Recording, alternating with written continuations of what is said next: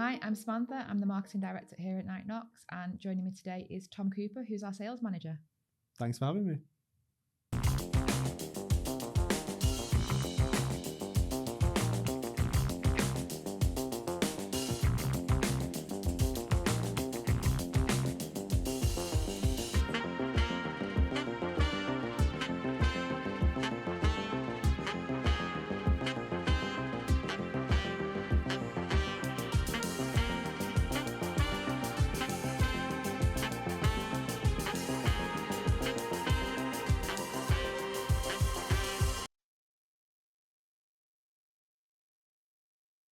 Hi, Tom. So Hi. we know there's going to be a general election in July. We've both been in the property industry for a long time. You've been at Knight Knox for 10 years now. And we both know that any legislative, governmental changes always have investors asking a lot of questions. You know, is it going to have an impact on the rental market? So in your opinion, how do you anticipate a potential new government's policies will, maybe have an effect on the UK property market? Yeah, well, like you said, I've been here for 10 years now. So we've seen a lot of governmental changes over the years, predominantly conservative, obviously.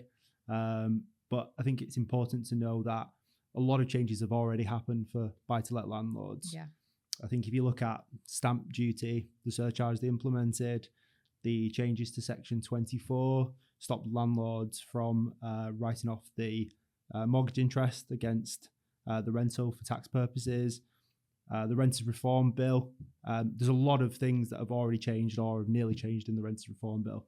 So a lot of the landlords and investors we're speaking to, they don't really feel there's going to be a huge amount of change that Labour will do that haven't already come in. So the market has been buoyant. What we tend to find, and the data shows this, that there's a post-election bounce in house prices. So what usually sways it will actually be how the election went. So it tends to not increase as much, around an average of 4% if it's a hung parliament, but it actually increases to 7% increase when it's a majority. Okay. Obviously, looking at how the polls are showing at the moment, it very much strongly looks like it's going to be a Labour government. It does. So it looks like potentially there will be a solid bounce in the property market. We've seen it so far this year. House prices have increased slightly. When mortgage rates start to come down, we'll probably see a further increase. Okay. So we've obviously seen the polls, and like you said, it's looking like a Labour majority. Yeah. You've already mentioned the Renters Reform Bill, which has obviously been a large part of the Conservative manifesto. Yep. But it's also part of the Labour manifesto. What are your thoughts on that? Do you think it'll still go through? I do, yeah. Obviously, it's the renamed Renters Charter, but it's almost identical. So it's surprisingly not one of the top 6 first things to implement that Keir Starmer has mentioned. Interesting. But it's the 4th largest policy. So you would expect it to happen. And Rachel Reeves mentioned that it's going to be implemented within the first 100 days. So you will think that it is going to come into effect. Yeah.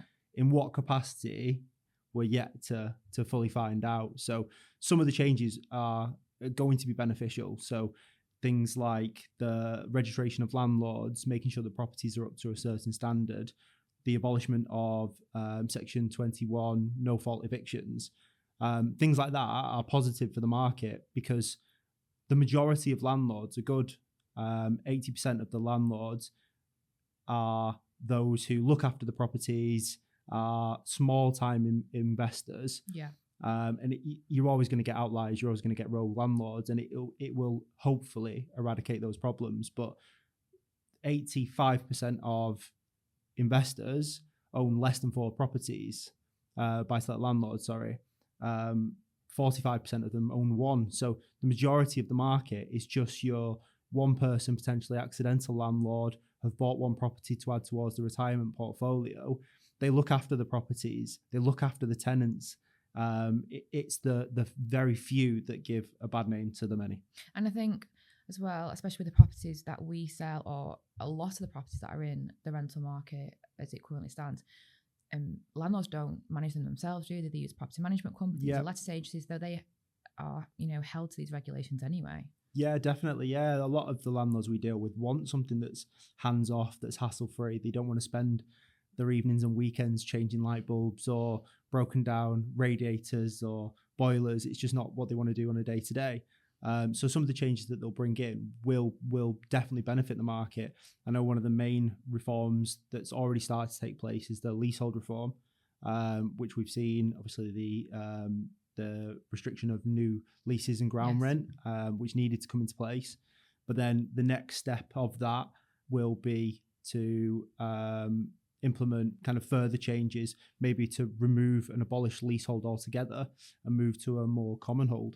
Do we think that's something that will go forward? I mean, probably, yeah. Most other countries in the world adopt a Commonhold.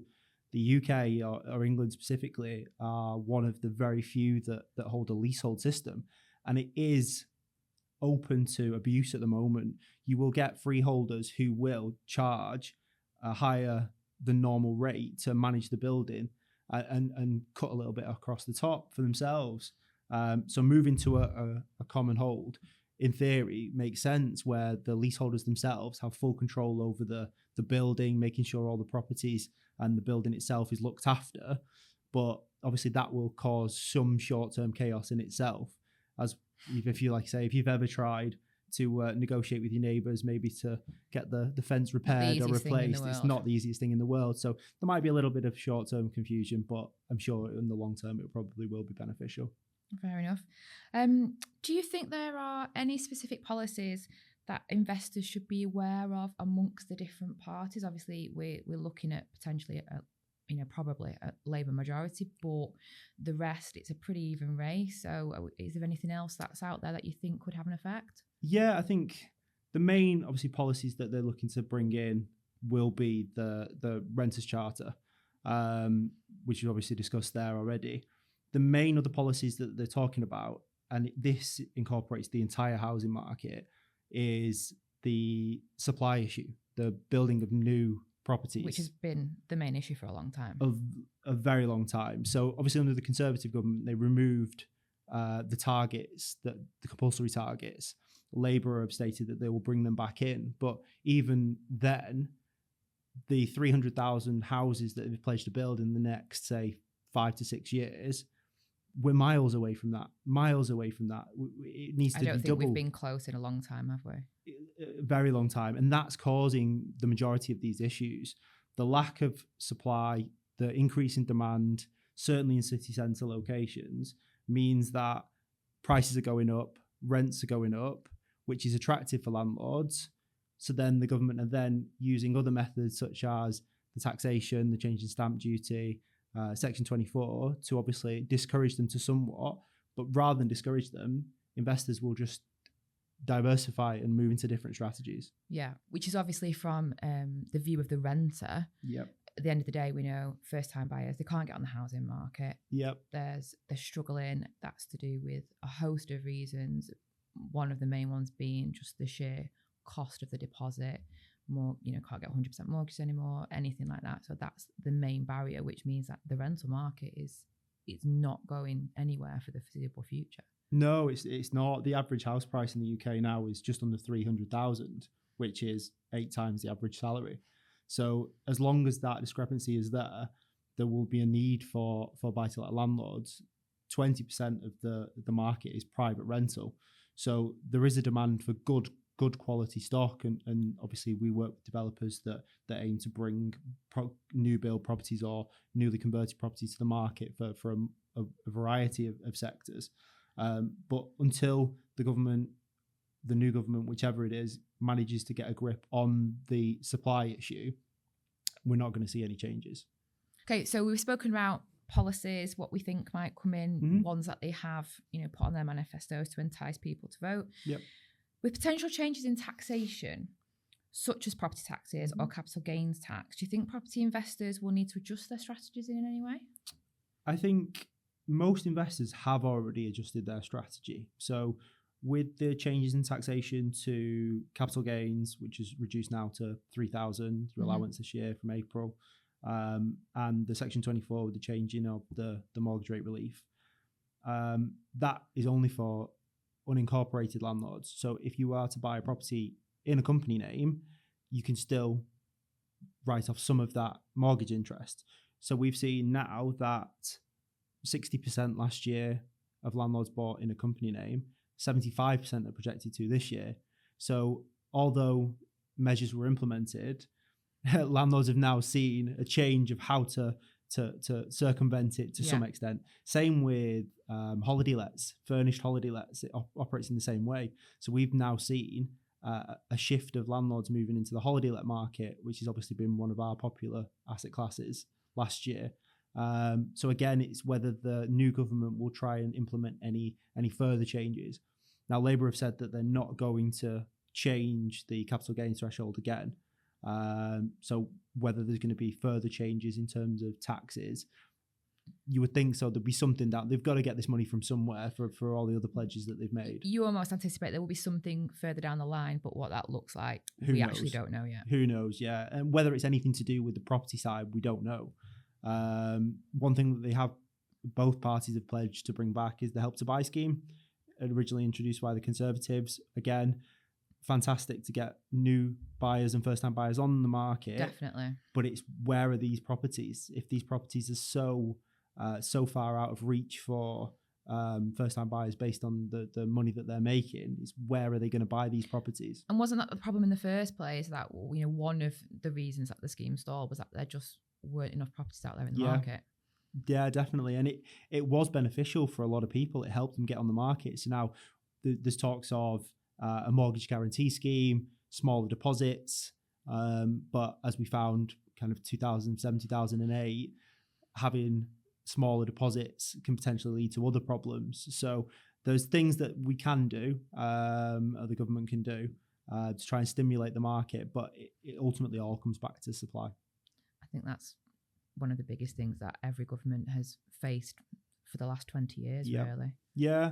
And obviously to Keir Starmer's pledge to revolutionise or break down the restrictions on permitted developments and building on brownfield sites and all the red tape, but there's been no detail of how that's going to be done. So until that becomes a bit more clear, it's all well and good, obviously, making it as a pledge, but until we find out exactly how they're going to build more properties on these areas and fix the supply issue, it's still an unknown. Yeah, and I think especially with the brownfield site issue, obviously we know how much brownfield site there is in the UK. I don't think there's been a government yet that's been successful in implementing a successful brownfield policy in regards to house building. There's a lot of potential there, but how, like you say, how's that going to manifest and how will it have an impact? Yeah, that's the main concern. So I think 10% of the UK is actually built upon. So there's a lot of space to build, surprisingly, but a lot of people don't want new build houses in their area. The whole not in my backyard policy, they're happy for them to be built, just not where I live. Them. Yeah, exactly. So then it's the where do we find it? Where do we find this land, this area to build? No, all good points. So we've talked about supply and demand and any immediate changes that may or may not come in. What are your thoughts on how the regulatory environment for landlords and developers may change after the election? If there's anything else that we've not spoken about, what impact might increased regulation have on the property investment market? Or alternatively, is there anything that you think might create opportunities for investors? I think the current environment, although some of the original changes may have led to some landlords exiting the market, that knock-on effect of increasing prices, increasing rentals, we saw a 20% increase in rentals in Manchester last year, which is high. Yeah, absurdly high. Will bring more landlords back into the market. The changes that the policies that they need to make probably revolve around some form of permitted development for smaller landlords and developers to adjust existing properties and build more property, and also largely around social housing. I think that is one of the biggest targets for both parties. They've pledged to bring thousands of properties, social properties, onto the market, but at the moment there's a waiting list of up to 1 million. So the numbers just don't work. So we've seen a huge increase in the demand for social and assisted living properties in the last 12 months, probably the fastest growing asset class, and it's down to this shortage. Labour pledged, I believe, I think they were talking about creating new towns where 40% of the properties are social housing. Quite a bold statement. Very bold, and the reality of it is probably very different. It's probably a bit of an outlandish statement to grab attention. I mean, the concept's amazing. Yeah. That we do actually need that. We need social housing. We need social housing. We need new towns built, but the infrastructure needs to be there at the same time. Definitely. And I think that's sometimes what's lacking in a lot of the proposals. Yeah, and I think a Labour government will increase the number of social housing that developers will need to put in place. Now, whether that still makes things viable for said developers, we'll find out. But since the 80s, since the changes from Thatcher in selling off social housing, we've seen that steadily drop a lot over the last few decades. Now, obviously, there was an interesting proposal put forward regarding landlords who wanted to exit, selling to tenants, their existing tenants, and potentially giving them capital gains tax breaks. Which do you think that's viable? Potentially, yeah. I think the main issue that tenants will face is their viability to buy. How many tenants are in position where they can then buy that property that wouldn't already be looking? You need to have the deposit. You need to have a guarantor to be in a position to buy that from your landlord. Which is the problems they've got anyway. So just buying in general. Definitely. And it may incentivize the landlord to sell if they're getting a tax break from it. Yeah. But whether or not it's enough of an incentive or going to help the buyer move forward remains to be seen. Interesting concept, but like you say, is it viable in the long term? Definitely. Yeah, I think ultimately what we've found over the last 15, 20 years is that whenever there's a change in government, there's usually a post-election bounce and service usually resumes as normal. That's the main taking point, really, because the market factors remain the same. Nothing really changes.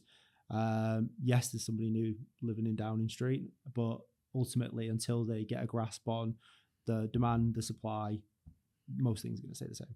And things do take time as well. So I think in the immediate term, I don't think there's any reason to think that things should change at the moment. No, and until the interest rates start to come down, which I think most people expect either to be held or drop come the next review in August, that will probably stimulate the market in terms of releasing money from people remortgaging, new people buying properties. But I think changes to the mortgage market may come into place, which may benefit owner-occupiers and investors, and the mortgage guarantee scheme that they were talking about. Thanks, Tom. No worries. Thank you.